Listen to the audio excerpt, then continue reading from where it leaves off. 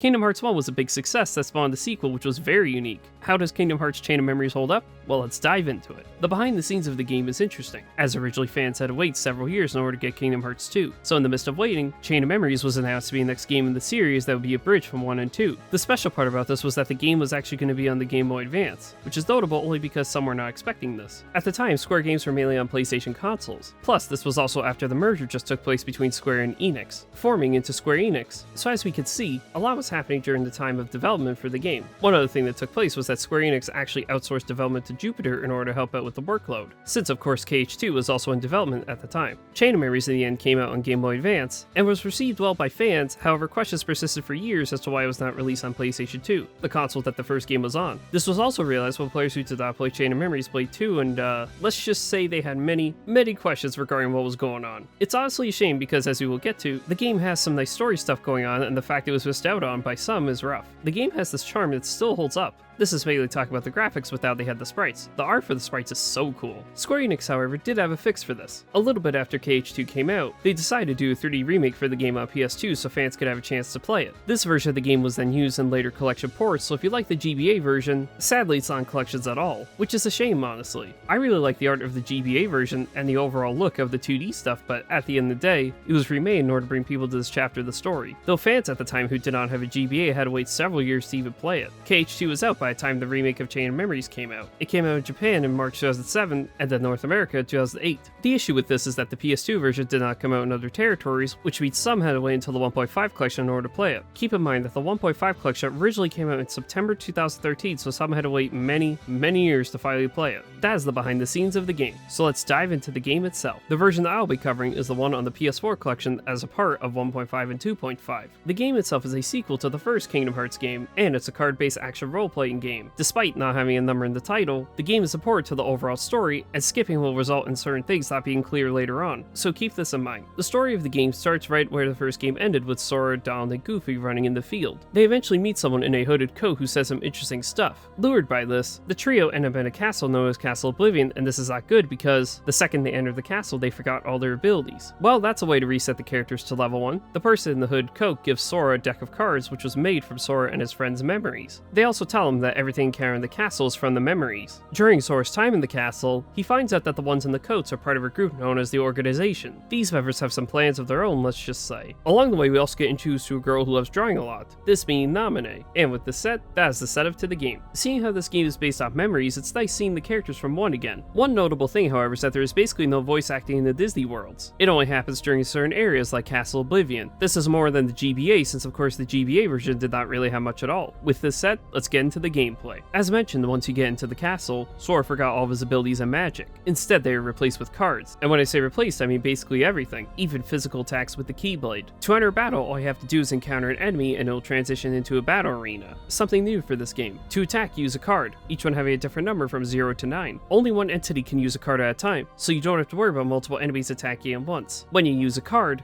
the move is used unless the enemy uses a card with a higher value. Of course, this can be used to your advantage, as if an enemy attacks. If you have a higher one, you could break it, or if you have a 0 card. 0 cards can break any attack in the game, but they can also be broken by any attack. One way these can be used is when fighting bosses, they use a special attack, but then a 0 card can halt it. It's pretty awesome since you can avoid damage and start an attack of your own. These basics are good, as well as a different system. It still does feel like KH1 with the movements and stuff. Something you can use is the Slays. Slays are special moves that you can use to do more damage or other effects. This involves stacking cards and then using them. You get more special moves in the game when either progressing the story, leveling up, or finding chests. Some of these moves are so good, some would even say peak, and if you know which ones are the best, then you know how fast fights can go. The only issue is that once you use them, the first card from the stack goes away for the rest of the fight, unless you have a potion to bring it back. At some point you might run out of cards. These you can restore using the reload card. The more times you do this, however, the longer it takes. Something which I try to do during fights is timing this while an enemy has just finished an attack. But again, this can be avoided by using potions and ethers. Other cards in battle can be friend cards. Throughout battles, you might see on the field random cards floating about. These you can pick up and use for added help, like Donald attacking and healing, Goofy flying around in Tornado, and many more. In the Disney worlds, you have more friend cards as well. The other cards you can use in battle are the enemy cards. When going through the story, you get cards based on enemies you have beaten. These are on a different deck that you switch between. They carry a buff of some kind that lasts either during a certain amount of attacks or card reloads. They don't have a number and can be used at any time, but only one buff can be in use, so keep watch on that. Something also to keep watch on is the gimmick card. Certain fights you may come across across a friend card that always has a 0 value on it. This card is used to take out the boss faster, usually stunning them. Whenever you level up in the game, you get to choose between 3 choices: raising HP, CP, or learning a new sleigh. The important thing with CP, aka card points, is that you can fit more cards when customizing your decks. Every card has its own point cost and you have to make sure it doesn't go over the limit, otherwise you can't use it. One thing to remember is building the deck is crucial, as just high numbers might not always be the winner. Sometimes fitting in some zeros here and there is important, and some sleighs actually require you to put lower number cards in the deck. Combine this with the enemy cards, you see that there is more depth than one may expect. And that's pretty cool, considering originally this was on GBA. It's good stuff. Now the way one gets more cards is by interacting with certain parts in the world, or by finding a Moogle room. These rooms let you trade your points to get a batch of cards. One issue, however, is that the cards you get are random, so RNG might not be a friend in this situation depending on what you need. Before we get to the other parts, we have to talk about the big addition to the game, which is playing as Riku. Once you complete the game as Sora, you then play as Riku in his part of the game. His gameplay is the same, but also somewhat different. For one, his card deck is auto-made and cannot be switched around, so when you enter a world, you can only use the cards assigned to the deck. Then you move on to the next world where you get a different deck.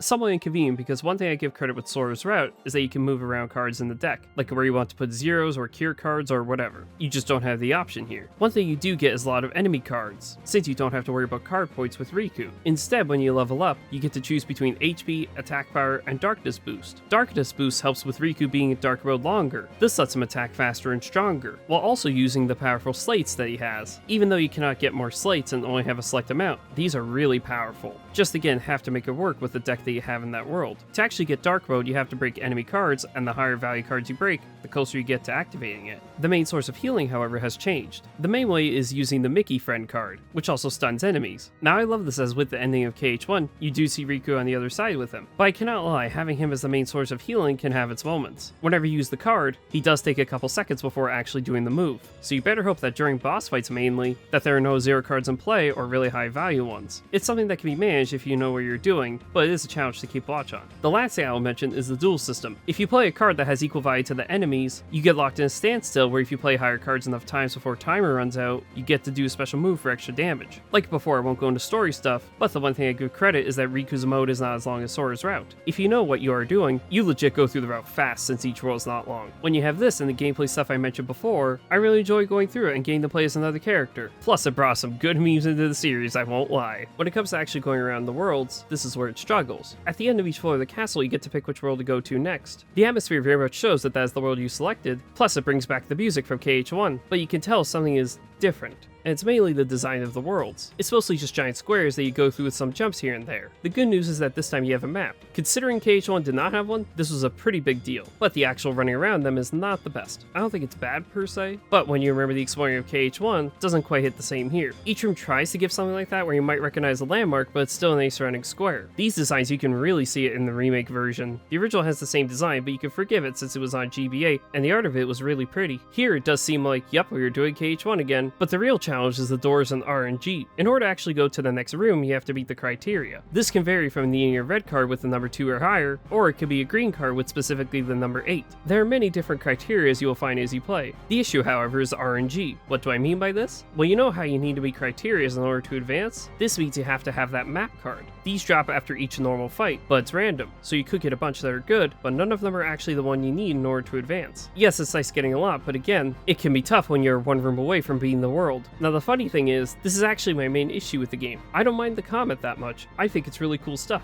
Honestly, the issue I have with the comet is the boss scaling is wild towards the later part of the game. But at least that you can control with deck setups and stuff. RNG for cards is something else. Maybe I am the only one that feels this way, but honestly this is the main thing I don't like. At least the cards have an effect that apply whenever you use them. And even if you use the card on it, you could use a different card if you wanted something else. Plus there is the Joker card where it unlocks everything except story rooms. The flow of the worlds essentially boil down to entering the world, finding the 3 story rooms, completing those, and the world is finished. With the game you only have the main story to worry about. With the worlds from the first game, you also hear a lot of the OST from it as well, but there are some new tracks that were composed, and once again the music is great stuff. Throughout the years the game has gotten mixed reception. Some love it, some don't like it, and some really don't like it. Stuff that people enjoyed were the visuals on the GBA, which I still think are great, but other things are divisive. The combat does get a lot of praise by some because of the strategies, but when you enter it thinking it might be like KH1, that changes fast, which leads to expectations. Everyone is going going to have different expectations about stuff. Heading into this for the first time, I knew that it was a bridge game. However, this does lead to which version does one play. Well, the trouble here is that the collection brings the PS2 remake instead of the original on GBA. And it's kinda sad, I won't lie. I really do believe there is a good game here, and there is a reason why people have defended it over time. I'm not saying it's my favorite game in the series, but for what it is, I had fun. Getting to use strengthened cards for both Sora and Riku was great. And knowing this is the setup for KH2 makes it all the better. But we will get to that later. Until then, I could say Chain of Memories was a good time.